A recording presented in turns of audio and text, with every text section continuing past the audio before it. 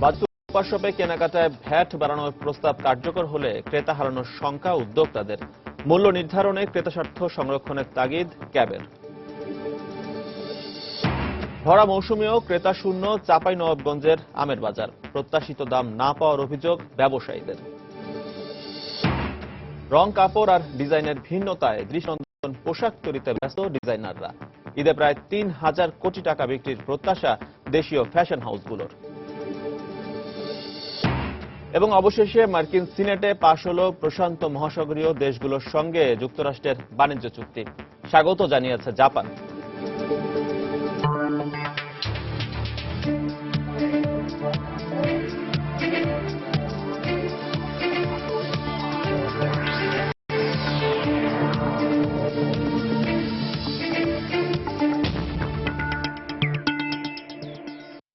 দেখছিলেন শিরোনাম। আমন্ত্রণ জানাচ্ছি দেশ ও দেশের বাইরের অর্থ বাণিজ্যের নানা খবর নিয়ে আমাদের নিয়মিত আয়োজন এ সময়ের বাণিজ্য। আর আপনাদের সঙ্গে রয়েছে আমি এজি মাহমুদ। দর্শক, অর্থ বাণিজ্যের অন্যান্য খবরের সঙ্গে আজ আমরা আলোচনা করব নতুন ভ্যাট আইন সহ প্রস্তাবিত বাজেটে সুপার শপে ভ্যাট বাড়ানোর বিষয় নিয়ে। আর এ নিয়ে কথা বলতে আজ আমাদের স্টুডিওতে উপস্থিত হয়েছেন এনবিআর এর সাবেক কর্মকর্তা ফয়জুল লতিফ চৌধুরী। জনাব ফয়জুল লতিফ চৌধুরী, সময় স্টুডিওতে আপনাকে স্বাগত। ধন্যবাদ। আপনার সাথে আমরা বিস্তারিত আলোচনায় যাব, তবে তার আগে আলোচনার বিষয়বস্তু সংক্রান্ত একটি রিপোর্ট দেখে নেব। 2015-16 অর্থ বছরে বাজেটে সুপার শপে কেনাকাটায় ভ্যাট বাড়ানোর প্রস্তাব কার্যকর হলে পণ্য কেনাকাটায় বাড়তি অর্থ খরচ করতে হবে ক্রেতাদের। আর বাজার মূল্যের তুলনায় সুপার শপে পণ্যের দাম বাড়লে বিপুল সংখ্যক মধ্যবিত্ত ক্রেতা হারানোর আশঙ্কা করছেন উদ্যোক্তারা। অন্যদিকে সুশৃঙ্খল বাজার ব্যবস্থাপনা গড়ে তুলতে পণ্যের বাজার মূল্য নির্ধারণে ক্রেতা স্বার্থ সংরক্ষণের তাগিদ দিয়েছে ভোক্তা অধিকার সংগঠন ক্যাব। বিস্তারিত দেখুন আমার করা একটি প্রতিবেদনে। আধুনিক জীবনে মানুষের ব্যস্ততা বাড়ার সাথে সাথে বেড়েছে জীবনযাত্রার মান। আর ব্যস্ত জীবনকে সহজ করে তুলতেই দেশে গড়ে উঠেছে বিভিন্ন সুপার শপ। উন্নত দেশগুলোতে সুপার শপের ধারণাটি পুরনো হলেও বাংলাদেশে এর যাত্রা শুরু হয় এক দশকের কিছু আগে। একই দোকানে চাল, ডাল, মাছ, মাংস, সবজি সহ নিত্য প্রয়োজনীয় সব পণ্য তো বটেই, এখানে পাওয়া যায় নানা রকম গৃহস্থালী পণ্য সামগ্রীও। ফলে কম সময়ে ঝামেলা এড়িয়ে প্রতিদিনের বাজারের জন্য অধিকাংশ ক্রেতারই পছন্দ সুপার শপ।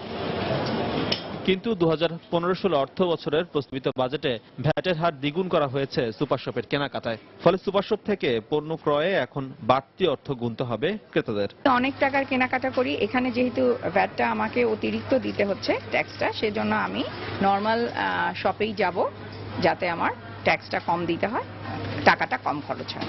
ভ্যাটের পরিমাণটা কি পরিমাণ বর্তমান প্রস্তাবিত বাজেটে যে বাড়িয়েছে তা আসলে একটু কম বাড়ালেও ভালো হতো। 2 টাকার জিনিস ভ্যাট ধরে যদি বেশি ধরে তাহলে তো সুপার শপে আসবে না, তাহলে বাইরে থেকে কেনাই ভালো। এদিকে সুপার শপ কেনাকাটায় ভ্যাট 2 থেকে 4% নির্ধারণ নিয়ে অসন্তোষ জানালেন উদ্যোক্তারা। পণ্যের বাড়তি দাম নির্ধারিত হলে বিপুল সংখ্যক ক্রেতা হারানোর আশঙ্কাও করছেন তারা। আপনি যদি একটা স্কোয়ারের পণ্য কেনেন বা প্রাণের পণ্য কেনেন বা ইউনিলিভারের পণ্য কেনেন, সেটা কিন্তু সুপার মার্কেটে যা দাম, কাঁচা বাজারে যা দাম, পাড়ার দোকানে একই দাম। কিন্তু তাহলে কেন এক্সট্রা 4% আপনার উপরে চাপানো হচ্ছে? সেটা আর হচ্ছে না কাস্টমারের উপরে ফেয়ার হচ্ছে, না সুপার মার্কেটের উপরে ফেয়ার হচ্ছে। এই সেক্টরটির জন্য এই 4% ভ্যাট একটা বিরাট হুমকি। এদিকে সাধারণ বাজারের তুলনায় একই পণ্য সুপার শপে অতিরিক্ত দামে বিক্রি হলে তা ক্রেতা স্বার্থ বিঘ্নিত করবে বলেও মনে করছে consumer association of Bangladesh cab. খোলা বাজারে এক ধরনের দাম, ডিপার্টমেন্টাল স্টোরে এক ধরনের দাম, আবার সুপার শপে এক ধরনের দাম, এটা ভোক্তার স্বার্থ ক্ষুণ্ণ হচ্ছে আমরা মনে করি। মুক্তবাজার অর্থনীতিতে বাজারের মূল্যটা তো কমপক্ষে নির্ধারণ করা থাকবে যে আমি বাইরের বাজারে কিনলে যে দামে কিনতে পারবো, আমি সুপার শপে গেলে সেটা পাবো। এই পণ্যটা আমরা শোষণে কিনতে যাচ্ছি, তার মানে এই না যে আমাকে অতিরিক্ত পয়সা দিতে হবে। সম্ভাবনাময় এই শিল্পের প্রসারে প্রস্তাবিত বাজেটে সুপার শপে কেনাকাটায় ভ্যাটের হার কমানোর বিষয়টি পুনর্বিবেচনার দাবি জানিয়েছেন সুপার শপ উদ্যোক্তারা। এজি মাহমুদ, সময় সংবাদ, ঢাকা। দর্শক, আমরা আগেই জানিয়েছি আজ আমরা কথা বলবো নতুন ভ্যাট আইন সহ প্রস্তাবিত বাজেটে সুপার শপে ভ্যাট বাড়ানোর বিষয়ে। এবারে এই বিষয় নিয়ে বিস্তারিত জানতে আলোচনায় চলে যাচ্ছি এনবিআর এর সাবেক কর্মকর্তা ফয়জুল লতিফ চৌধুরীর কাছে। জনাব ফয়জুল লতিফ চৌধুরী, রিপোর্টে আমরা দেখলাম যে 2015-16 অর্থ বছরের বাজেটে প্রস্তাবিত বাজেটে যে সুপার শপে কেনাকাটায় ভ্যাট 2 থেকে বাড়িয়ে 4% করা হচ্ছে। এতে করে বাজার মূল্যের তুলনায় আমরা জানি যে সুপার শপে কেনাকাটার ক্ষেত্রে দেখা যাচ্ছে অতিরিক্ত অর্থ ব্যয় করতে হবে ক্রেতাদের। তো এই ধরনের সিদ্ধান্তকে, বাজেটের এই ধরনের প্রস্তাবনাকে কতটুকু যৌক্তিক বলে আপনি মনে করেন?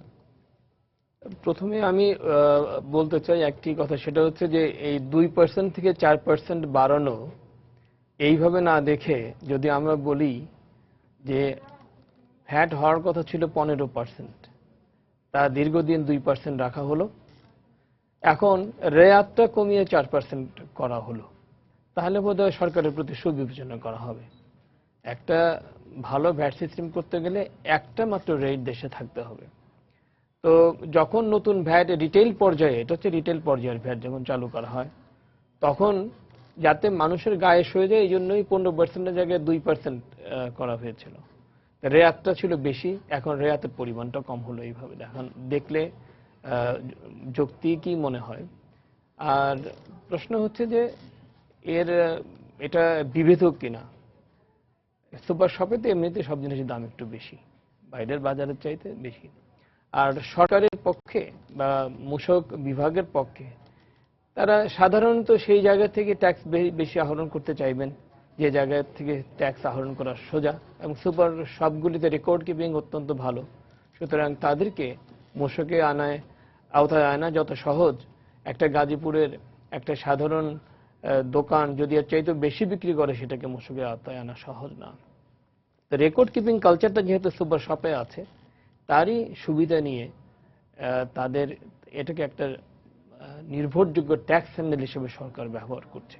আচ্ছা, যদি চিন্তা করি যে এরকম যে বিপুল পরিমাণ রাজস্ব আদায়ের যে লক্ষ্যমাত্রা, সেটি অর্জনেই সরকার চাচ্ছে যে বিভিন্ন যে সেক্টরগুলো রয়েছে সেখানে ভ্যাট বা করের খাত বাড়ানো। যেমন আমরা অনলাইনের ক্ষেত্রে দেখেছি, অনলাইনে কোনো ভ্যাট দিতে হতো না কেনাকাটার ক্ষেত্রে, কিন্তু এই প্রস্তাবিত বাজেটে আমরা দেখতে পাচ্ছি যে 4% ভ্যাট প্রস্তাব করা হয়েছে এই 15-16 বাজেটে। মানে নতুন কোনো করের খাত সৃষ্টি করতে চাচ্ছে কিনা সরকার, মানে এইভাবে দেখলে বোধহয় বিষয়টা বোঝা যাবে না। আমার ধারণা ভ্যাট একটা ইন্টিগ্রেটেড সিস্টেম। ইকোনমির যতগুলি সেক্টর আছে, আমদানি রপ্তানি, স্থানীয় উৎপাদন, বিপণন, একদম ভোক্তা পর্যন্ত, বিক্রয় পর্যন্ত, রিটেল সেল পর্যন্ত প্রতিটি পর্যায়কে ভ্যাটের আওতায় আনতে হবে। এই জন্য যে যে সার্ভিসগুলি, সেবাগুলো নতুন হচ্ছে বা বাইরে আছে, সেইগুলি আনতেই হবে। এনে একটি সমন্বিত কাঠামোর মধ্যে সমস্ত রকমের বিক্রয়, সমস্ত রকমের ইকোনমিক ট্রানজ্যাকশনকে আনতে হবে। তা যতদিন না হবে সেই পর্যন্ত ভ্যাট যে ভালোভাবে হয়েছে এটা বলা যাবে না। সুতরাং এই ক্ষেত্রে মূল উদ্দেশ্য বাড়তি রাজস্ব আদায়, এটা ঠিক না। রাজস্ব মানে মূসক কিছুটা বেশি আদায় হবে বটে, কিন্তু মূল উদ্দেশ্য সরকারের হচ্ছে যে একটি কমপ্লিট ভ্যাট নেটওয়ার্ক তৈরি করা। কিন্তু এক্ষেত্রে তো একই পণ্য যেখানে ক্রেতারা হচ্ছে বাইরে ডিপার্টমেন্টাল স্টোরে দেখা যাচ্ছে কমে পাচ্ছেন, সেখানে বাড়তি পয়সা দিয়ে আপনাদের সুপার শপ থেকে কিনতে হচ্ছে ক্রেতাদের। যদি 4% করা হয়, 2 থেকে 4, অনেক বেশি হয়ে যায় ক্রেতাদের জন্য। তো এটি বাজার মূল্য স্থিতিশীল রাখতে বা হচ্ছে সুশৃঙ্খল বাজার বান্ধব পরিবেশ তৈরিতে কতটুকু যৌক্তিক বলে আপনি মনে করেন এই সিদ্ধান্ত? এতে করে কি ক্রেতা স্বার্থ ক্ষুণ্ণ হওয়ার কোনো আশঙ্কা রয়েছে কিনা? এটা একটু ভেবে দেখবার মতো বিষয় যে একটি দেশে দুই রকমের কর স্তর থাকবে কিনা, যে এই দোকানের ভিতরে একরকম, বাইরে আরেক রকম। কিন্তু এটা আমার ধারণা আমরা যেভাবে শুনতে পাচ্ছি সেইভাবে সম্ভবত না। আমার ধারণা যে জিনিসের দাম তো একটু বাড়বেই, যেহেতু করের হার বেড়ে যাচ্ছে, সেটা ভোক্তার উপরও যাবে, এটাও স্বাভাবিক। কিন্তু আমাদের একটু ভেবে দেখতে হবে যে আমার ধারণা যে এটা অসমন্বিত না, মানে বাইরেও যা ভিতরেও তা। কিন্তু সুপার শপটা হয়তো সহজে নজরে পড়ে বলে এটা এখান থেকে কালেক্ট করা ভ্যাটটা সহজ বলেই সম্ভবত এই বিষয়টি চলে আসছে। আচ্ছা, যদি নতুন কর আইনের কথা বলি, মূসক আইনের কথা বলি, সে আইনে ব্যবসায়ীরা কি সুবিধা পাবেন? অর্থাৎ নতুন মূসক আইন তো এবছর হচ্ছে না, আগামী বছর মাননীয় অর্থমন্ত্রী মহোদয় ঠিক করেছেন যে আগামী অর্থ বছরে অর্থাৎ 2016 সালের 1 জুলাই থেকে এটা বাস্তবায়ন হবে। এটার জন্য ব্যাপক প্রস্তুতির প্রয়োজন, এবং সেটা হচ্ছে automation of the VAT system. VAT সিস্টেমকে কম্পিউটারাইজেশনের মাধ্যমে অটোমেট করা, সেই কাজ চলছে। এইটা তিনটা বড় জিনিস হচ্ছে। একটা হচ্ছে যে যিনি ভ্যাট দিচ্ছেন, যে উৎপাদনকারী, তাকে তার পণ্যের দাম কত হবে সেটা আগে ভাগেই ঠিক করে একটা ডিক্লারেশন দিতে হবে, ঘোষণা দিতে হবে ভ্যাট কর্তৃপক্ষের কাছে, সেটা দিতে হবে না। অর্থাৎ এটা হচ্ছে ট্রানজ্যাকশনের উপর। আজকে যদি আমি একটি কলম 10 টাকায় বিক্রি করি, তার উপরে 15% ভ্যাট দিব। কালকে যদি আমাকে ডিসকাউন্ট দিতে হয়, 9 টাকায় বিক্রি করতে, তারপর 9 টাকার উপরে ভ্যাট হবে। অর্থাৎ এখানে দায়িত্বটা যিনি ভ্যাট দিচ্ছেন তার উপর চলে যাচ্ছে। সুতরাং অবশ্যই অত্যন্ত মানে ব্যবসায়ী বান্ধব বলবো, এবং এটার এর সুযোগে ভ্যাট ফাঁকিও হতে পারে সেই আশঙ্কা করা যুক্তিসঙ্গত কারণ আছে, যদি না ভ্যাট কর্তৃপক্ষ সমস্ত মূসক যারা আদায় করে সরকারকে দেয়, অর্থাৎ বিক্রেতা বা উৎপাদনকারী, তাদেরকে শক্ত হাতে বলতে আমি এটা মিন করছি যে একটা ভালো সিস্টেমের মধ্য দিয়ে নিয়ন্ত্রণ করতে সক্ষম না হন ফাঁকি। অত্যন্ত ভালো সিস্টেম হবে, অত্যন্ত ফ্রেন্ডলি একটা সিস্টেম, বিজনেস ফ্রেন্ডলি সিস্টেম হবে। যদি জানতে চাই যে নতুন মূসক আইন কতটা প্রযুক্তি বান্ধব, আমরা জানি যে অনলাইনে মূসক রিটার্ন সহ অর্থ জমা দেওয়ার সুযোগ থাকছে নতুন আইনে, প্রযুক্তি বান্ধব কতটা হবে, মানে প্রযুক্তির ব্যবহার এখানে কতটা সুবিধা পাবে? আমি যতদূর জানি বিশ্ব ব্যাংকের 450 কোটি টাকা এবং বাংলাদেশ সরকারের 100 কোটি টাকা, প্রায় 550 কোটি টাকা দিয়ে এটার একটা সারা দেশব্যাপী মূসক অনলাইন সেবা দেওয়ার পদ্ধতি তৈরি করা হচ্ছে। তাতে যে কোনো ভ্যাট রেজিস্ট্রেশন নাম্বার নিজে নিতে পারবে, রিটার্ন নিজে দাখিল করতে পারবে, নিজে পেমেন্ট করতে পারবে এবং ঘরে বসেই করতে পারবে। সুতরাং এটা অবশ্যই একটা প্রযুক্তিগতভাবে অত্যন্ত ফ্রেন্ডলি, এবং আজকাল তো মানে কম্পিউটার ইন্টারনেট সবার অফিসে আছে, তারা এখানে পারবে। ব্যাংকের সঙ্গে ইন্টিগ্রেশনটা বড় কথা, যে আমি ব্যাংকে অনলাইন পে করতে পারছি না, আশা করি এটা হয়ে যাবে।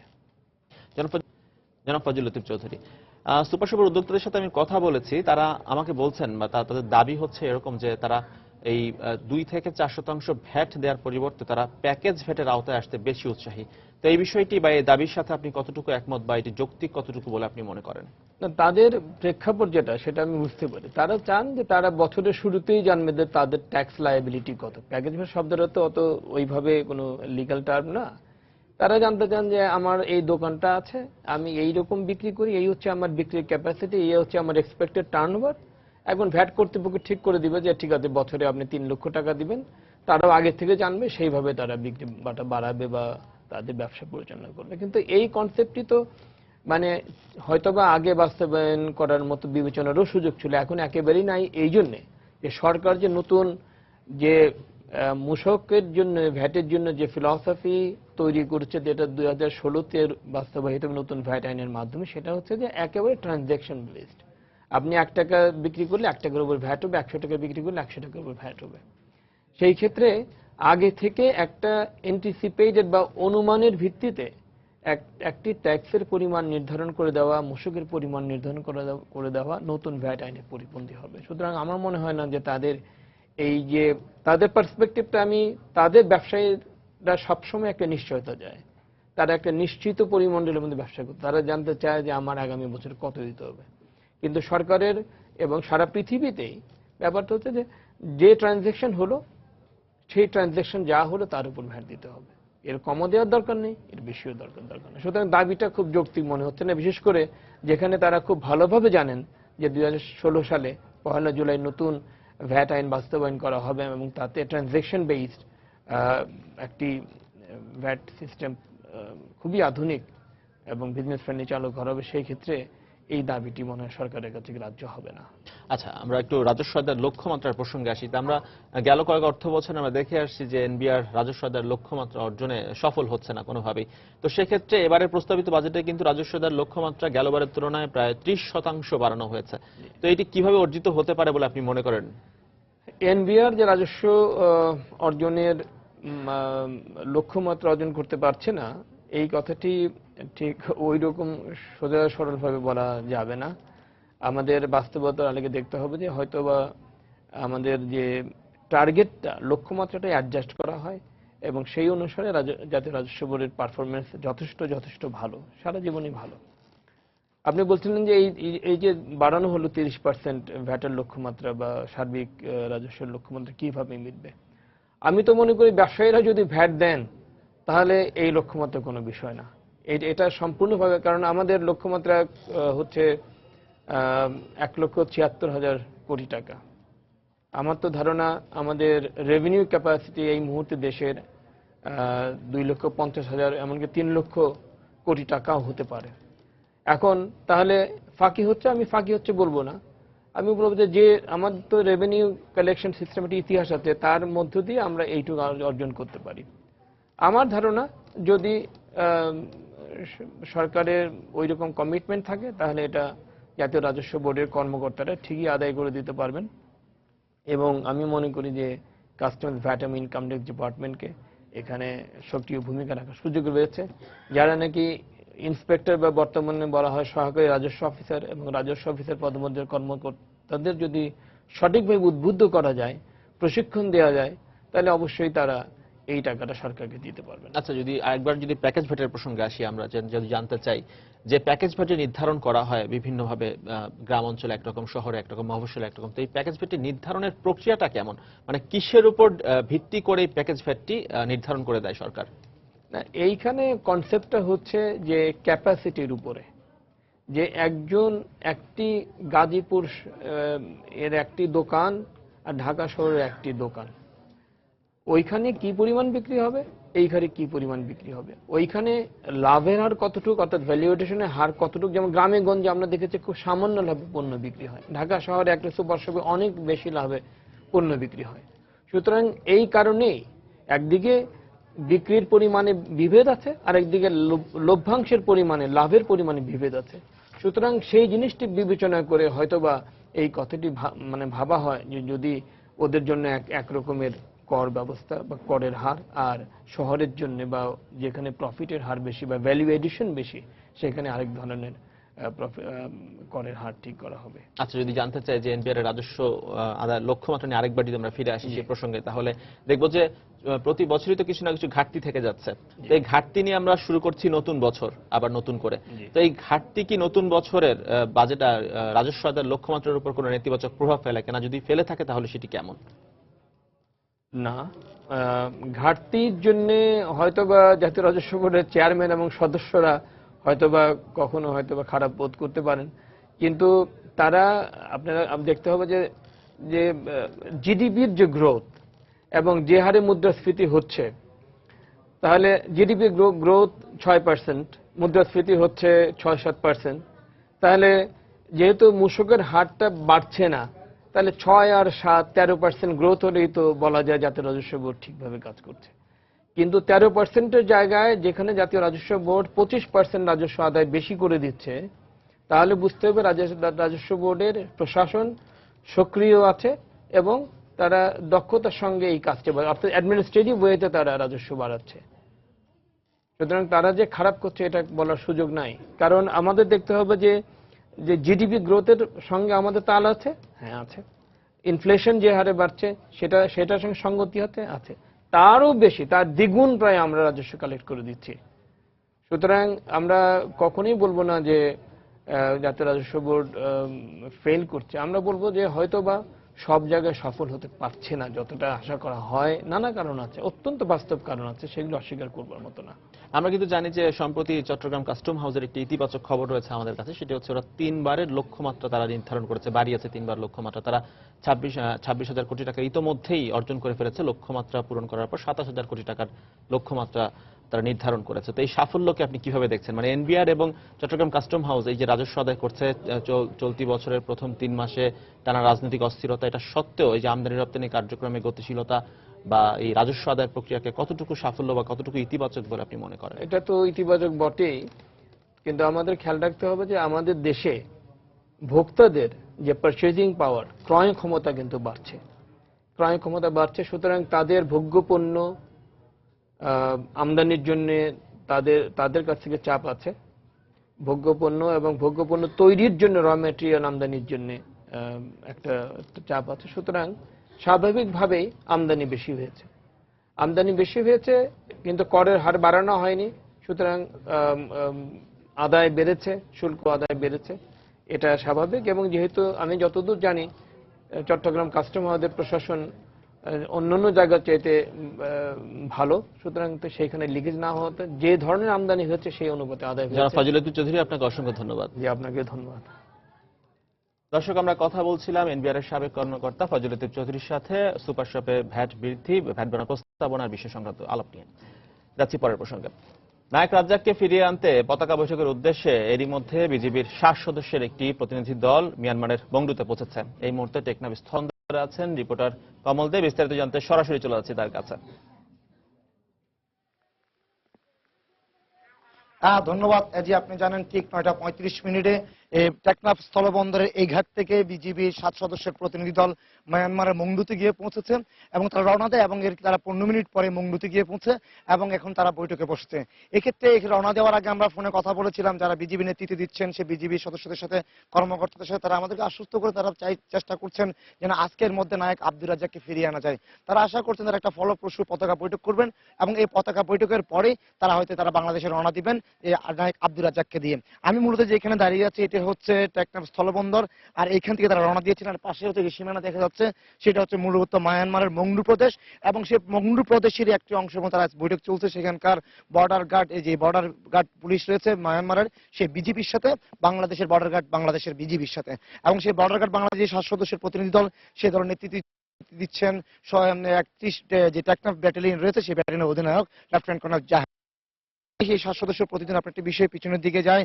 গত 17 জুন টেকনাফের জাদিমোলা সীমান্ত এলাকা থেকে মিয়ানমার বাহিনী বাংলাদেশের বিজিবির নায়ক আব্দুর রাজ্জাককে এখান থেকে অপহরণ করে নিয়ে যায় এবং একই সাথে সেই সময় যে গুলি চালিয়েছিল সেই গুলিতে আরেকজন বিজিবির সদস্য আহত হয়েছিলেন। এরপর একাধিকবার বাংলাদেশের পক্ষ থেকে তাদেরকে পতাকা বৈঠকে আহ্বান জানানো হয়েছিল, কিন্তু মায়ানমার বাহিনী সেই পতাকা বৈঠকে সাড়া দেয়নি। শেষ পর্যন্ত কূটনীতিক চাপের মুখে পড়ে গত পরশুদিন মায়ানমার বাহিনী তারা পতাকা বৈঠকের জন্য বাংলাদেশ দলকে আবার বাংলাদেশকে আমন্ত্রণ জানায়। এরপর তারা বাংলাদেশে পতাকা বৈঠকে কে কে অংশ নিবে সে ব্যাপারে তাদের নাম ঠিকানা জানতে চেয়ে একটি চিঠি পাঠায় বিজিবি মহাপরিচালকের কাছে। এরপর বিজিবি মহাপরিচালক মূলত তিনি তার 7 সদস্যের কমিটি ঘোষণা এর মধ্যে প্রদান করা হয়েছিল টেকনাফ ব্যাটালিয়নের বিজিবি অধিনায়ককে। এই 7 সদস্যের সকালবেলায় এই টেকনাফ স্থলবন্দরে আসে এবং টেকনাফ স্থলবন্দরে আসার পর তারা মূলত এখান থেকে সব সম্পূর্ণ প্রিপারেশন নিয়েই তারা মংডুতে গিয়ে পৌঁছেছে। এক্ষেত্রে বিজিবি কর্মকর্তারা আশা করছেন যে আজকে যে পতাকা বৈঠক অনুষ্ঠিত হবে সেই পতাকা বৈঠকটি ফলপ্রসূ হবে এবং তারা চেষ্টা করছেন এবং সেই বৈঠকে তারা তুলে ধরবেন মূলত এক অনিয়মতান্ত্রিক ভাবে বা সীমান্ত বিধি লঙ্ঘন করে মূলত মিয়ানমার বাহিনী এই আমাদের বাংলাদেশের বিজিবির নায়ক আব্দুর রাজ্জাককে ধরে নিয়ে গেছে বিষয়টি তারা তুলে ধরবে এবং তারা চেষ্টা করবে বলেছে আজকের মধ্যে যেন এই পতাকা বৈঠকের পরে নায়ক আব্দুর রাজ্জাককে বাংলাদেশে ফিরিয়ে আনতে পারে। এখন পর্যন্ত মংডুতে সেই বৈঠক চলছে। জি দর্শক, নায়ক রাজ্জাককে ফিরিয়ে আনতে পতাকা বৈঠকের উদ্দেশ্যে এরই মধ্যে বিজিবির 7 সদস্যের একটি প্রতিনিধি দল মিয়ানমারের মংডুতে পৌঁছেছে। আর এই মুহূর্তে টেকনাফ স্থলবন্দর থেকে সেসব খবরাখবর জানাচ্ছিলেন সহকর্মী কমল দেব। যাচ্ছি পরের প্রসঙ্গে। বরিশালে রমজানের প্রথম দিকে ঈদবাজারে ক্রেতারা ঝুঁকছেন থান কাপড়ের দিকে। টেইলার্সগুলোর ব্যবসা জমে উঠতে শুরু করেছে। আর ক্রেতাদের চাহিদা অনুসারে রেডিমেড পোশাক ও শাড়ি এরই মধ্যেই থরে থরে সাজানো হয়েছে দোকানগুলোতে। তবে ব্যবসায়ীরা মনে করছেন বিক্রি জমে উঠবে আরো কয়েকদিন পর। মাহমুদুন নবী তোলার ছবিতে আরো জানাচ্ছেন ফেরদাউস সোহাগ। ঈদ উপলক্ষে বরিশালে থান কাপড়ের বাজারে ক্রেতাদের উপস্থিতি অনেকটাই বেড়েছে। যারা ভিড় এড়িয়ে একটু স্বাচ্ছন্দ্যে কেনাকাটা করতে চান তারাই হাজির হচ্ছেন দোকানগুলোতে। 15 রোজার মধ্যে বেশিরভাগ টেইলার্স অর্ডার নেওয়া বন্ধ করে দেয়, তাই আগেভাগেই কেনাকাটা করা হচ্ছে বলে জানালেন ক্রেতারা। ঈদের ভিড়টা এড়ানোর জন্য আমরা রোজার প্রথম দিকে কেনাকাটা করতে আসছি। 15 রোজার পর অনেক ভিড় হয় সাধারণত, এই জন্য আমরা চাইতেছি যে 10 রোজার আগে কেনাকাটাটা শেষ করতে। মধ্য রোজায় অরণ্য বন্ধ হয়ে যায়, এই জন্য আমরা আগে ভাগে আসছি। রোজার শুরুতে আসার কারণ যে শপিং এর সুবিধা, ভিড় কম থাকে। থান কাপড়ের বেচাকেনা মোটামুটি ভালো, তবে রেডিমেড কিংবা শাড়ি কাপড়ের বিক্রি আর কিছুদিন পর বাড়বে বলে ধারণা ব্যবসায়ীদের। ইতোমধ্যে জমজমাট হয়ে উঠেছে টেইলার্সগুলো। আমরা আশা করব যে বেচাকেনা আরো বাড়বে এবং প্রতি বছর তাই হয়, এবার আমরা সেটাই প্রত্যাশা করছি। তৈরি পোশাকের ভালো অর্ডার পাচ্ছি, রোজা যতই বাড়ছে ঈদ উপলক্ষে তত অর্ডার বাড়ছে। থান কাপড় বেচা কিনা মোটামুটি ভালো, আর কিছুদিন গেলে আরো বেচা কিনা ভালো হবে আশা করি। সরকারি বেসরকারি কর্মকর্তা কর্মচারীদের হাতে বেতন বোনাস এলেই ঈদ মার্কেট জমবে বলে মনে করছেন সংশ্লিষ্টরা। ফেরদাউস সোহাগ, সময় সংবাদ, বরিশাল। ঈদকে সামনে রেখে রং ও কাপড়ের ভিন্নতা এবং নিজস্ব ডিজাইনের দৃষ্টিনন্দন পোশাক তৈরিতে এখনো ব্যস্ত সময় পার করছেন ফ্যাশন ডিজাইনাররা। এবারের ঈদে দেশীয় ফ্যাশন হাউসগুলো প্রায় 3000 কোটি টাকা বিক্রির প্রত্যাশা করছে। আর ব্যবসায়ীরা বলছেন অবৈধ পথে ভারতীয় পোশাক আসা বন্ধ করা গেলে এ বাজার আরো বাড়ত। বিস্তারিত জানাচ্ছেন মোস্তফা মাহবুব। একটি দৃষ্টিনন্দন পোশাক ঈদের আনন্দকে যেন বাড়িয়ে দেয় বহুগুণ। আর নানা বয়সী মানুষের ঈদ আনন্দকে হরেক রঙে রাঙিয়ে তুলতে ব্যস্ত সময় কাটছে ফ্যাশন হাউসগুলোর। সময়ের সঙ্গে তাল মিলিয়ে বিদেশি পোশাকের পাশাপাশি দেশীয় বুটিক ও ফ্যাশন হাউসগুলো শক্তিশালী অবস্থান তৈরি করতে শুরু করেছে। রাজধানীর বিভিন্ন ফ্যাশন হাউস ঘুরে দেখা গেল নিজস্ব ডিজাইনের ভিন্ন ধর্মী সব পোশাকের সম্ভার। যারা হাইলি কোয়ালিফাইড ডিজাইনে বিশেষ করে তাদেরকে আমরা সুযোগ করে দিচ্ছি। বাংলা রং স্পেশালি ঈদে প্রায় 30টার মতো পাঞ্জাবির ডিজাইন নিয়ে আসছে। ইন্ডি সিল্ক যেটা ধোপিয়ান এই ধরনের কাপড়টা একটু বেশি প্রাধান্য পাচ্ছে। তার মধ্যে সব থেকে বেশি প্রাধান্য পাচ্ছে আপনার সুতিটা।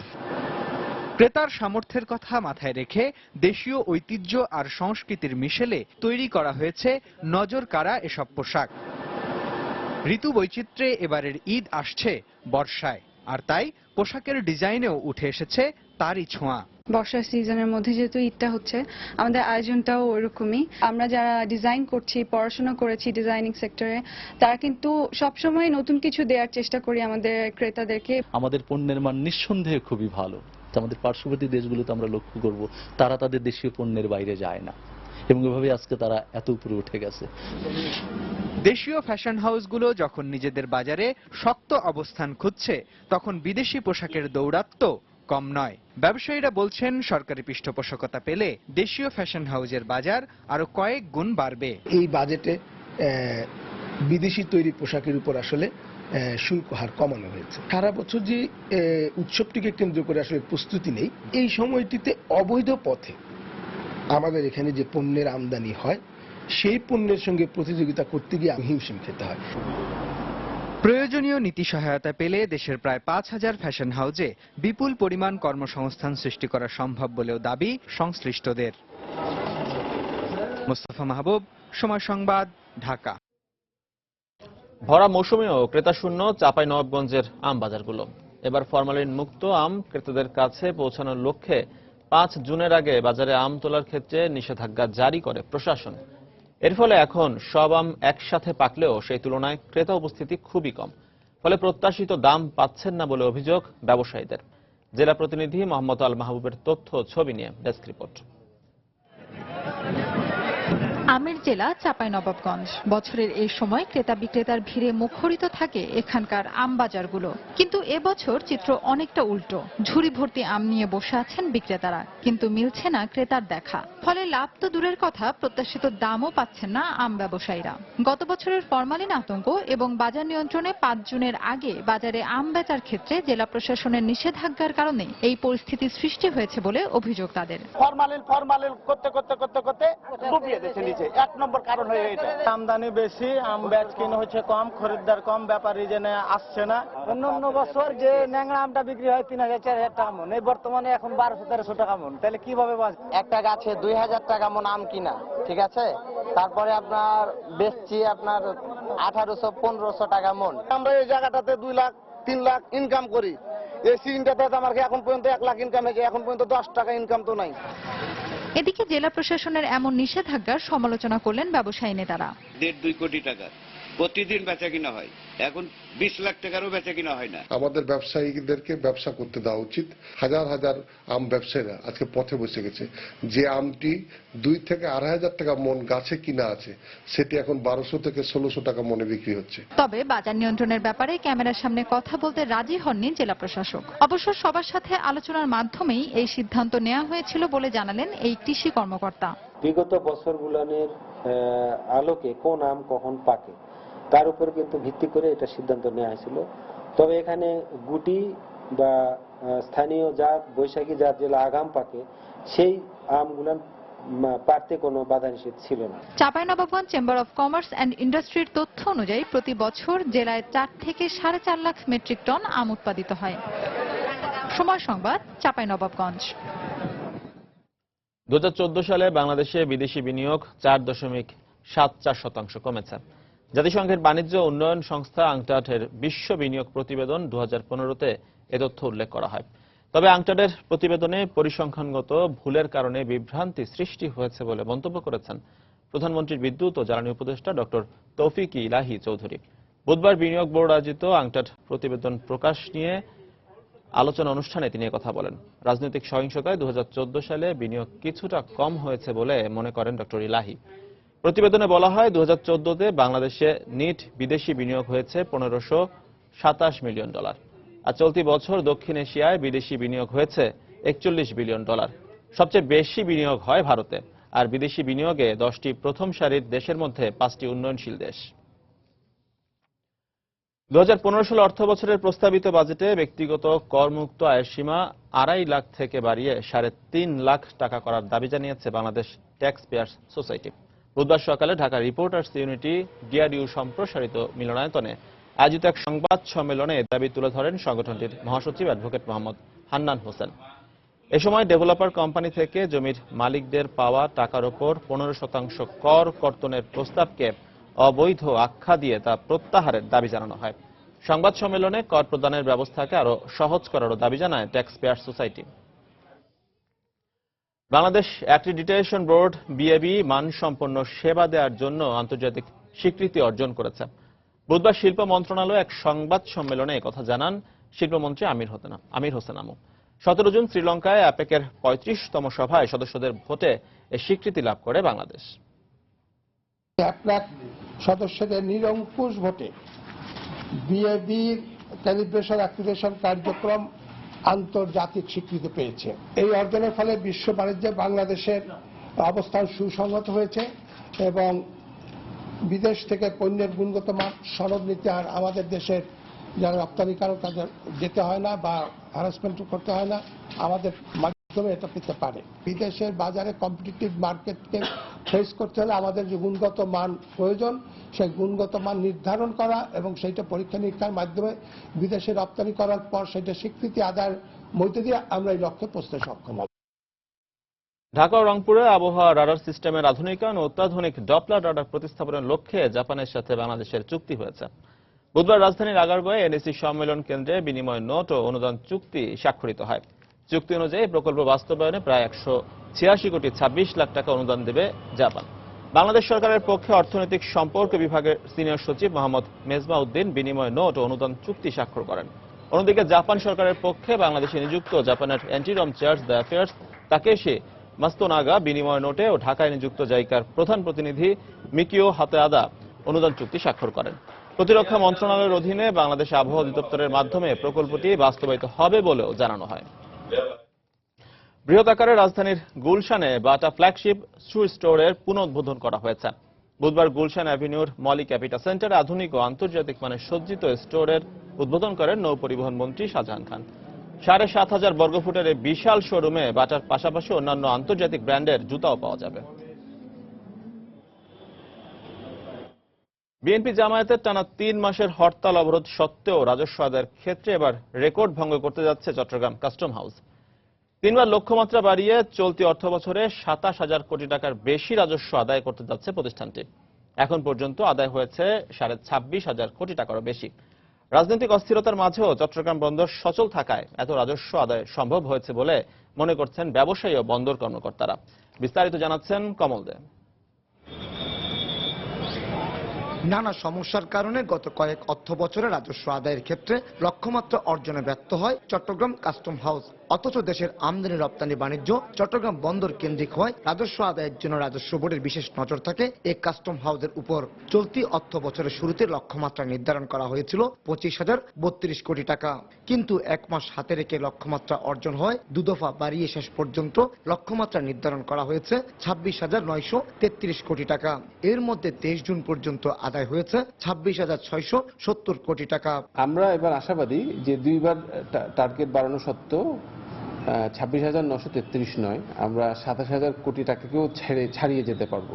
গত 5 জানুয়ারি থেকে দেশে শুরু হয় রাজনৈতিক অস্থিরতা। এই সময় টানা 3 মাস হরতাল এবং অবরোধ করলো, এর তেমন একটা প্রভাব পড়েনি চট্টগ্রাম বন্দরের কার্যক্রমে। ওই সময় বন্ধ তো ছিলই না, বরং প্রবৃদ্ধি প্রথম মাসে একটু কম ছিল, কিন্তু এর পরবর্তী মাসে আমাদের 12-13% এবং 19% পর্যন্ত ছিল। কাস্টম হাউসের তথ্য অনুযায়ী এখন প্রতিদিন গড়ে 113 কোটি টাকা করে রাজস্ব আদায় হচ্ছে। আর এবার জ্বালানি তেল আমদানি খাতে সবচেয়ে বেশি রাজস্ব আদায় হয়েছে।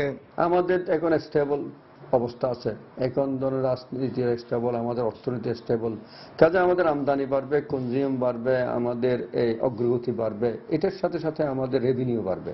দেশের অন্যতম রাজস্ব আদায়কারী প্রতিষ্ঠান চট্টগ্রাম কাস্টম হাউসে 2013-14 অর্থ বছরে রাজস্ব আদায়ের লক্ষ্যমাত্রা ছিল 24,410 কোটি টাকা, আর আদায় হয়েছিল 23,237 কোটি টাকা। চট্টগ্রাম বন্দর চালু থাকলে গতিশীল থাকে দেশের অর্থনীতি। তা আবার প্রমাণিত হলো রাজস্ব আদায়ের ক্ষেত্রে। টানা হরতাল অবরোধের মাঝেও চট্টগ্রাম বন্দর চালু থাকায় রাজস্ব আদায়ের রেকর্ড ভঙ্গ করেছে চট্টগ্রাম কাস্টম হাউস। চট্টগ্রাম বন্দর এলাকা থেকে কমল দে, সময় সংবাদ। এবার দেশের বাইরের অর্থ বাণিজ্যের খবর। বুধবার মধ্যরাত পর্যন্ত আলোচনার পরেও গ্রিসের সাথে ঋণ সহায়তা বিষয়ে কোনো সমঝোতায় আসতে পারেনি দাতাগোষ্ঠী। নতুন পুনর্গঠন তালিকা বাতিল করে দেয় বৈঠকে দাতাগোষ্ঠীর সমালোচনাও করে গ্রিস। তবে আন্তর্জাতিক মুদ্রা তহবিল, ইউরোপের কেন্দ্রীয় ব্যাংক এবং ইউরোপিয়ান কমিশনের দাবি আগামী সপ্তাহেই আইএমএফ এর ঋণ পরিশোধের সময় শেষ হয়ে চললেও কোনো ধরনের সমঝোতায় আসছে না গ্রিস। এ কারণেই দফায় দফায় ডাকা জরুরি বৈঠক বারবারই ব্যর্থ হচ্ছে। আলোচনা অব্যাহত রাখতে বৃহস্পতিবার সকাল থেকেই দাতাগোষ্ঠীর সাথে বৈঠকে বসার কথা রয়েছে গ্রিসের। বৈঠকে উপস্থিত থাকবেন ইউরোগ্রুপের 19টি দেশের নীতি নির্ধারণী পর্যায়ের সদস্যরা। তবে শনিবারের মধ্যে কোনো চুক্তিতে আসা সম্ভব না হলে গ্রিস চরম বিপাকে পড়বে বলে আশঙ্কা বিশ্লেষকদের। অবশেষে মার্কিন কংগ্রেসের উচ্চকক্ষ সিনেটে পাশ হল প্রশান্ত মহাসাগরীয় দেশগুলোর সঙ্গে যুক্তরাষ্ট্রের বাণিজ্য চুক্তি। ট্রেড প্রমোশন অথরিটি টিপিএ বা ফাস্ট ট্র্যাক নামে পরিচিত এই বিলটি নিয়ে ডেমোক্র্যাট ও রিপাবলিকানদের মধ্যে প্রায় 6 সপ্তাহের তর্ক বিতর্ক শেষে বুধবারের পক্ষে রায় দিলেন মার্কিন সিনেটররা। এশিয়া প্রশান্ত মহাসাগরীয় দেশগুলোর সঙ্গে যুক্তরাষ্ট্রের বাণিজ্য সম্পর্ক শক্তিশালী করার বিষয়ে প্রেসিডেন্ট ওবামার প্রস্তাবিত বিলটির পক্ষে 60 জন সিনেটর ও বিপক্ষে ভোট দেন 38 জন। এখন বিলটি আইনে পরিণত হওয়ার জন্য প্রেসিডেন্ট বারাক ওবামার কাছে পাঠানো হবে। এর মধ্য দিয়ে প্রশান্ত মহাসাগরীয় অঞ্চলের 11টি দেশের সঙ্গে যুক্তরাষ্ট্রের বাণিজ্য সম্পর্ক আরো শক্তিশালী হওয়ার ধারণা করা হচ্ছে। এদিকে প্রশান্ত মহাসাগরীয় দেশগুলোর সঙ্গে যুক্তরাষ্ট্রের বাণিজ্য চুক্তি পাশ হওয়ায় স্বাগত জানিয়েছেন জাপানি প্রধানমন্ত্রী শিনজো অ্যাবে। দর্শক, আবারও জানিয়ে দিচ্ছি এ সময়ের বাণিজ্যের শিরোনামগুলো। বাজেটে সুপার শপে কেনাকাটায় ভ্যাট বাড়ানোর প্রস্তাব কার্যকর হলে ক্রেতা হারানোর শঙ্কা উদ্যোক্তাদের। মূল্য নির্ধারণে ক্রেতা স্বার্থ সংরক্ষণের তাগিদ ক্যাবের। ভরা মৌসুমেও ক্রেতা শূন্য চাঁপাইনবাবগঞ্জের আমের বাজার। প্রত্যাশিত দাম না পাওয়ার অভিযোগ ব্যবসায়ীদের। রং, কাপড় আর ডিজাইনের ভিন্নতায় দৃষ্টিনন্দন পোশাক তৈরিতে ব্যস্ত ডিজাইনাররা। ঈদে প্রায় 3000 কোটি টাকা বিক্রির প্রত্যাশা দেশীয় ফ্যাশন হাউসগুলোর। এবং অবশেষে মার্কিন সিনেটে পাশ হল প্রশান্ত মহাসাগরীয় দেশগুলোর সঙ্গে যুক্তরাষ্ট্রের বাণিজ্য চুক্তি। স্বাগত জানিয়েছে জাপান। দর্শক, এই ছিল এই সময়ের বাণিজ্য। যে কোনো খবর পেতে ভিজিট করুন সময়নিউজ.tv। এছাড়া এই মাত্র পাওয়া খবর আপনার মোবাইলে পেতে SMS করুন *SN লিখে পাঠিয়ে দিন 16242 নম্বরে। আর সঙ্গেই থাকুন সময়।